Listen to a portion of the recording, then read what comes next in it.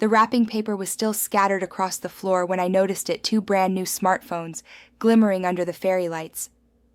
Mom's voice rang out, full of joy. "Aren't they just perfect for my little angels?"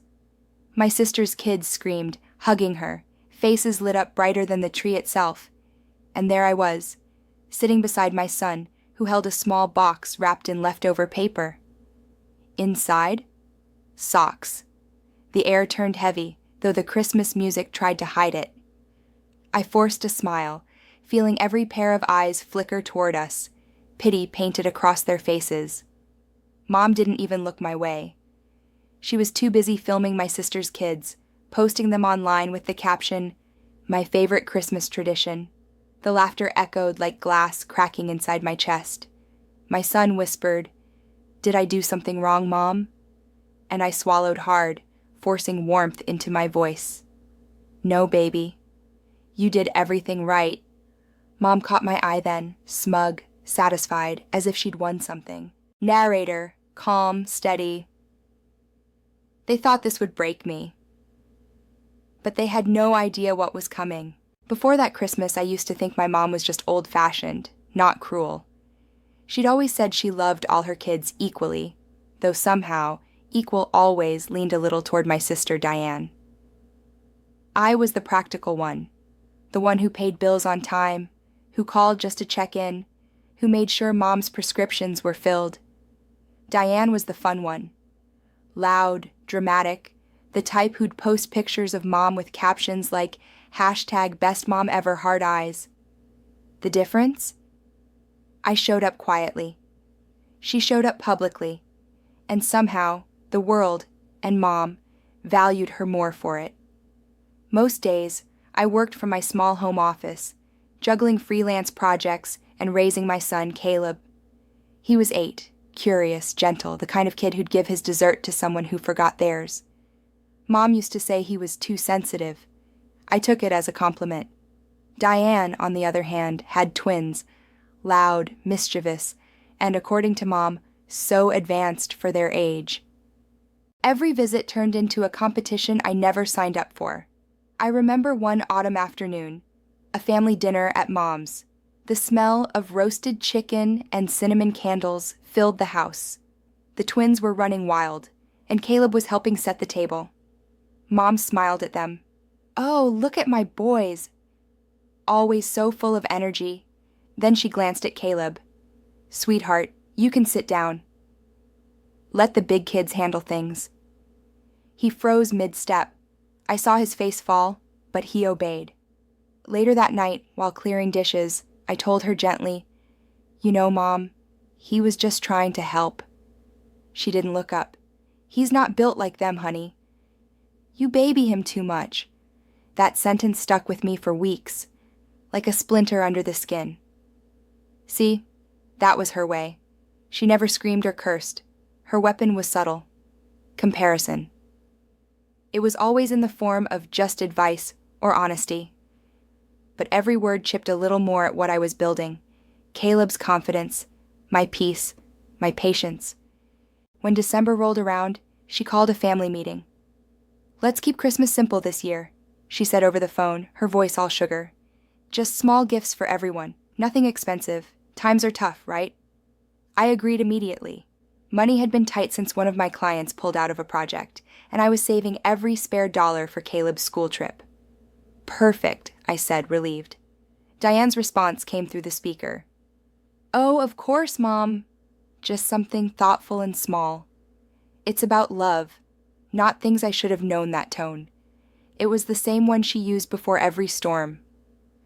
That week, Caleb and I spent evenings making homemade gifts, painted mugs, knitted scarves. He was so proud. "Grandma's gonna love this," he said, holding up the slightly uneven mug with my mom's initials. I smiled, not having the heart to prepare him for disappointment. On Christmas Eve, we drove through soft snow to Mom's house. Lights twinkled. The smell of cinnamon hit us the second we stepped in, and laughter spilled from the living room. Diane was already there, wearing a red silk dress, makeup perfect, camera ready. "Look who finally made it," she said, hugging me with that too tight grip that feels more like a claim than affection. Mom came out from the kitchen, cheeks flushed with excitement. "Oh, good. Everyone's here. Let's get started."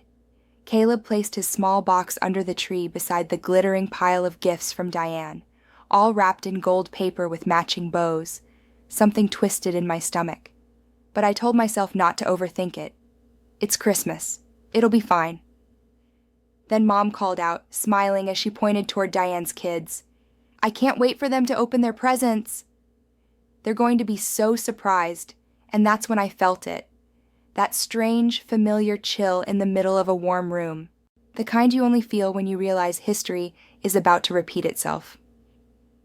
Narrator, softly, foreshadowing. That night, I told myself it was just gifts. But deep down, I knew it wasn't about presents. It was about patterns. After that Christmas, something inside me shifted. Not loudly, not all at once. It was more like a quiet cracking, a hairline fracture no one else could see. Mom acted as if nothing had happened. She even posted a family photo online. All smiles, all matching sweaters, the caption reading, "Family, the only gift that matters." Funny thing, Caleb and I weren't in that picture. At first, I brushed it off. Maybe she'd just chosen one photo out of many. But days turned into weeks, and every post, every mention, every family group chat message carried the same pattern. They were the stars. We were the footnotes. Diane messaged me one afternoon, cheerful and oblivious. "Mom's so proud of how responsible I am with the twins. She said you could learn a thing or two from me." I stared at the screen until my hands went cold. Then I put the phone down, exhaled slowly, and went back to work. But little things kept piling up. Mom started forgetting to invite us to weekend dinners, until Diane would casually post pictures from them. When I'd ask, Mom would say, "Oh, sweetheart, I didn't think you'd want to drive all the way for something small." It wasn't about the drive. It was about being unseen, intentionally. Caleb began noticing, too. One night he asked, "Grandma likes them more, huh?" I froze. Parents always think they can hide things from their kids, but they can't. So I just said, "Sometimes people show love in different ways." He nodded, pretending to understand, but his eyes said otherwise. The following week, it got worse. Mom called, voice sweet as honey. "I'm organizing a small charity raffle at church. Diane's helping, of course. You could maybe handle the snacks?" Snacks. Diane handled the guest list, the money, the microphone. I handled cookies and napkins. At the event, I watched from the corner as Diane stood on stage beside Mom, holding a microphone like she'd won an award. "None of this would be possible without our wonderful mother," she said, smiling right at me. "She's always been our inspiration." The applause was warm, full. Mom's eyes glowed with pride. Mine burned. Afterward, while cleaning up, an older woman from the church came up to me. "I didn't catch your name," she said kindly. "I'm Emily," I replied. "Oh, you're Diane's sister? I didn't even realize you were related. You two are so different." She didn't mean it cruelly, but it hit like a slap anyway. That night, as I drove home, the silence in the car was too thick to bear. The wipers moved in rhythm with my heartbeat. Then Caleb spoke softly from the back seat. "You always help everyone, Mom." "Why doesn't Grandma see it?" Tears blurred the road for a second. "She will," I whispered. "One day, she will." But deep down, I didn't believe it anymore. Days later, when I went to drop off some groceries at Mom's house, I overheard her on the phone. Her voice sharp, irritated. "She's just too sensitive, Diane." Always playing the victim. I wish she'd stop making everything so serious I froze in the hallway. Every part of me wanted to walk away, to stay silent again. But something in me cracked open instead. I stepped into the doorway. "If you have something to say about me, Mom, you can say it to my face." She turned, startled, then scoffed. Oh, please. Don't be dramatic. You're reading into things again. No, I said quietly. I'm just finally hearing them clearly. For a moment, she looked thrown off, like she'd seen a ghost she didn't expect to talk back. Then she smiled that familiar, polished smile. You always were the emotional one. I left without another word. That night, I sat on my porch, the winter air biting at my skin, thinking about all the years I'd let it slide. Every small insult, every overlooked effort. And for the first time in my life, I felt something new beneath the sadness. Not anger, not revenge. Resolve, because someone had finally seen me, not Mom, not Diane, but a quiet neighbor named Mr. Lawson. He'd watched everything unfold at the charity event and stopped me as I was leaving. I don't know what's going on in that family, he'd said gently, but don't let them make you smaller to fit their comfort. His words stayed with me. Narrator, firm, calm. That was the first time someone reminded me I wasn't alone. The weeks after the charity event felt heavier than any winter I'd known. The cold wasn't just in the air, it was in every conversation, every silence that lingered too long on the phone. Mom barely spoke to me now. When she did, it was clipped, polite, and distant. Hope you and Caleb are doing well, she'd text. No heart emojis, no warmth, just distance dressed as manners. Then came the family meeting. Diane called one evening, all syrup and control. Hey, Mom wants to get everyone together this Sunday, just to clear the air. You'll come, right? Something in her tone told me it wasn't a question. Sunday arrived with gray skies and a sharp wind. I parked in front of Mom's house and sat there for a moment, watching the curtains twitch. Caleb was spending the day at a friend's house. I wanted to keep him far from whatever this was. Inside, the air smelled of lemon polish and tension. Mom sat at the dining table with a folder in front of her. Diane was beside her, arms crossed, already smirking. Emily, Mom began, we've been worried about you. The way she said it, like concern was a leash. Worried, I repeated softly, sitting down. Yes, Diane jumped in. You've been distant. Negative energy affects everyone, especially the kids I blinked. Negative energy? Mom sighed like she'd rehearsed this. Sweetheart, you seem jealous lately. Of Diane's life, her success, her children. It's unhealthy. For a moment, the room went silent except for the slow ticking of the wall clock. Then I laughed. Not loudly. Just a small, stunned laugh that came from disbelief. Jealous? Because you favor her kids over mine? Mom's eyes hardened. I don't play favorites, Diane added. Then why does it always feel like you're keeping score? That's when I realized this wasn't about fairness. It was about control. They'd rewritten the narrative so many times, they actually believed it. Mom tapped the folder. Anyway, this is just a small matter. I wanted to update my will. I've decided to leave the lake house to Diane. You have your own home, and she's been helping more lately. Her words hit like cold water. That house wasn't just property. It was memory. It was where Dad used to take me fishing, where Caleb learned to swim, where every good piece of childhood still lived. I looked at her. You're giving her Dad's house? She didn't flinch. It's my right. And she's earned it, I wanted to scream. But instead I took a breath. And I smiled. Of course, I said softly. You're right, Mom. It's your choice that startled her. Control only works if the other person fights back. My calm was her confusion. I stood up, grabbed my coat. I just hope, when it matters, the truth will still mean something. As I turned to leave, Diane called out, You can't guilt us forever, Em. You made your own life. I stopped at the doorway.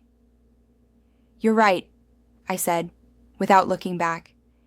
And now I'm going to start living it. That night, I sat at my desk and opened my laptop. I began organizing every message, every email, every moment that showed the imbalance. Not for revenge, but for clarity. If they wanted a story, I'd finally write the truth. My version, not theirs. Mr. Lawson, the neighbor, knocked later that evening. "I saw your lights on," he said. "You okay?" I hesitated, then nodded. "I think I'm finally getting there." He smiled. "Good. Because people like them, they only win if you play their game." I didn't know it yet, but that night marked the start of my quiet rebellion. The next day, I began volunteering at the same church Diane flaunted as her territory, but not in her spotlighted committees. I worked behind the scenes, organizing donations, helping single parents, doing real work without applause. People noticed. Slowly, genuinely. The pastor even mentioned my efforts in the next service. "Sometimes kindness doesn't need a microphone," he said. I saw Diane's jaw tighten in the front row. For the first time, I didn't feel invisible. And that scared them, because people like my mother, like Diane, don't just fear disobedience. They fear independence. Narrator, firm, quietly powerful.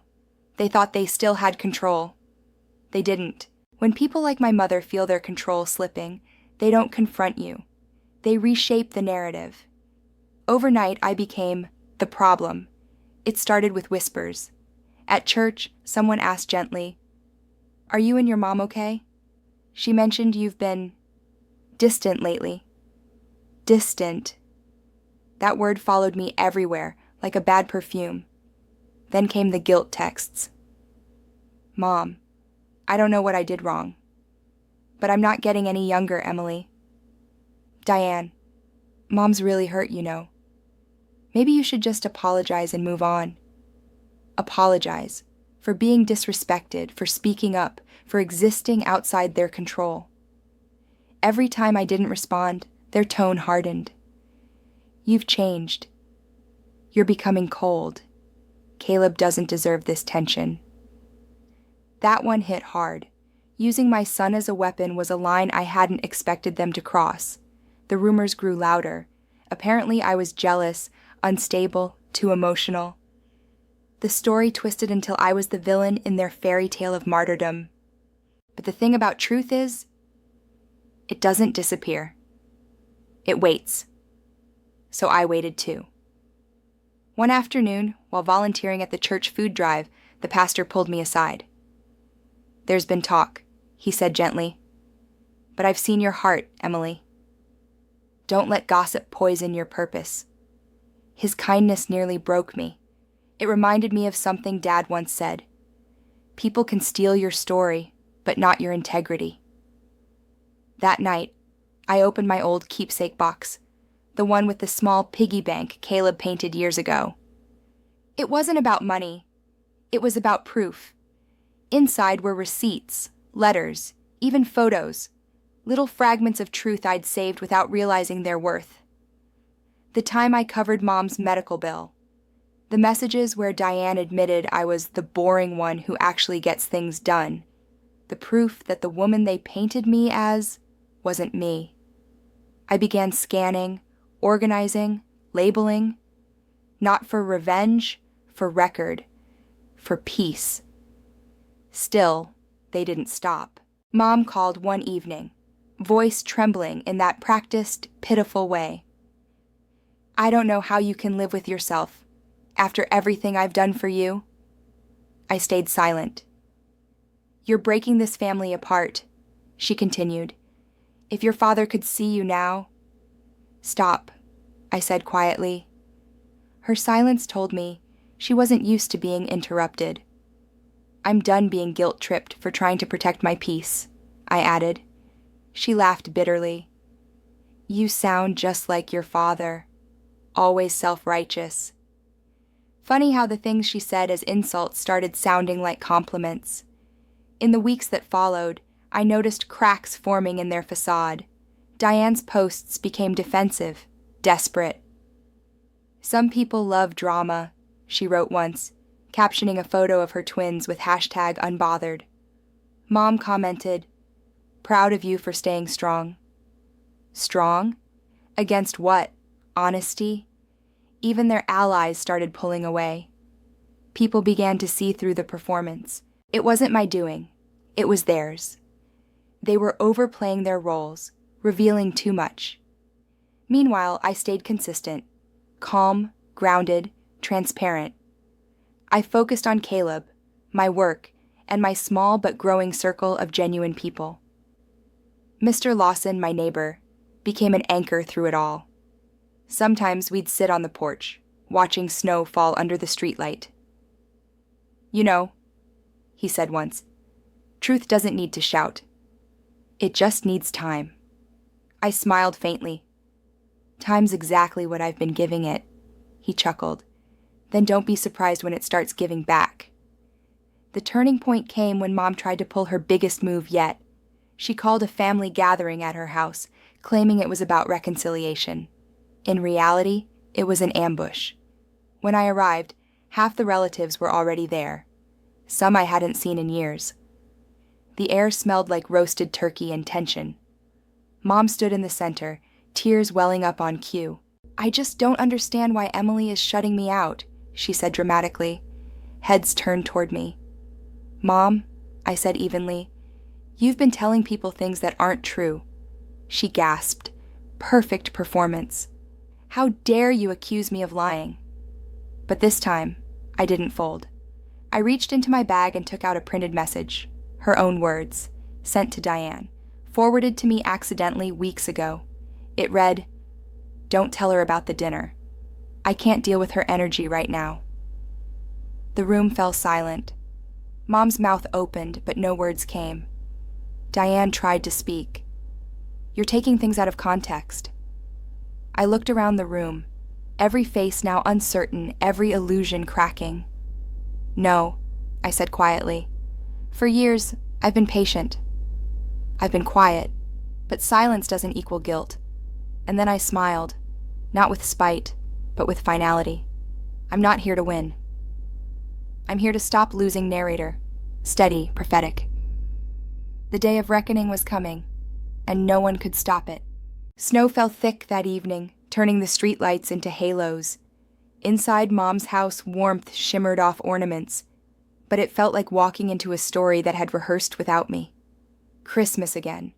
1 year since the laughter and the socks, but I wasn't the same woman who'd smiled through humiliation. Caleb carried a photo of him and Dad at the lake house. I carried only calm.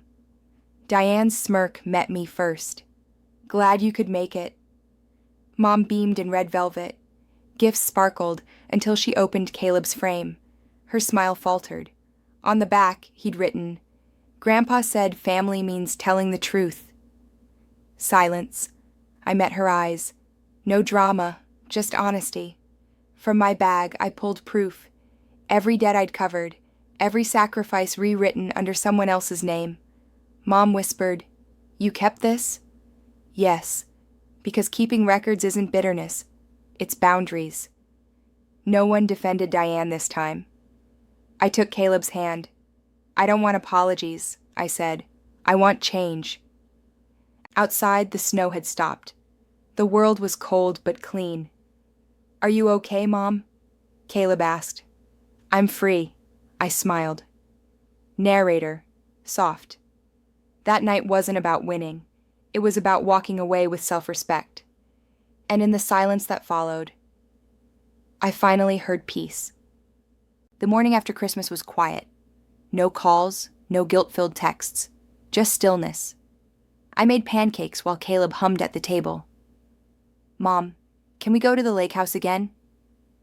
That house isn't ours anymore, I said. But the lake still is. He smiled. Children accept change faster than we do. Later, Mr. Lawson waved from across the street. You survived Christmas? More than survived, I said. He nodded. Truth always shows up, just late. A week later, Mom's letter came. Silence isn't peace, it's decay. I'm proud of you. No apology, just honesty, and somehow that was enough. Months passed. Caleb and I moved near the lake. New house, new peace. I began writing, not for revenge but for release. When someone commented, "You made me feel less alone," I smiled. That was purpose. One night, Caleb handed me his piggy bank. Inside was a blue paper heart. "We're okay now." Narrator.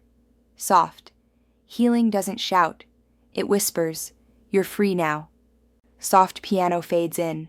Warm golden light fills the frame. Narrator. Calm. Reflective.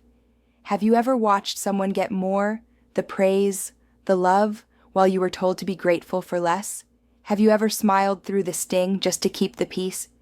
Your worth isn't defined by how they treat you. It's shown in how you rise when they stop pretending you matter. Have you faced favoritism or betrayal? Share your story. Someone out there needs to hear it. Because worth isn't given, it's claimed.